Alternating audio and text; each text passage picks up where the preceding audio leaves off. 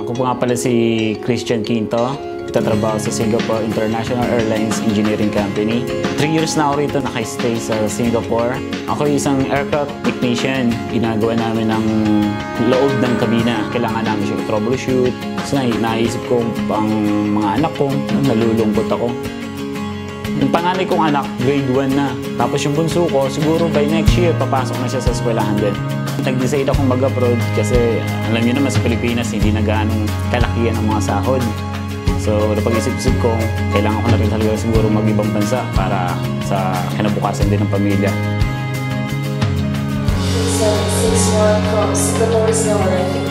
Sabi, sobrang tuwa ako kapag nakikita ko pamilya ko. Lalo na yung mga anak ko, tuwang-tuwa ako sa kanila. Yun nga yung dahilan kaya nga pumunta ako sa Singapore eh.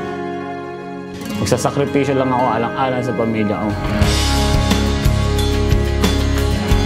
Kapag umuwi ako ng Pilipinas, tawa ako, niyayakap ko agad yung mga anak ko, pamilya, asawa ko.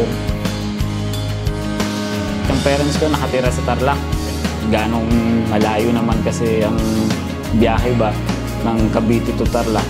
Kaya bihira ko rin kapag umuwi ako.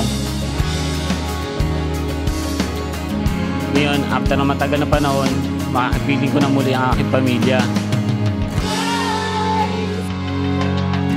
Salamat din ulit sa pagbigay ng gamot sa aking nanay. Ito gamot. Oh, yeah. Maintenance mo. busy daw, busy. At sa laptop sa aking kapatid.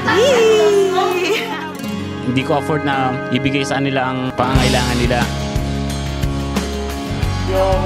Usually may request lang ng mga anak ko, mall lang, kasama ang pamilya ko.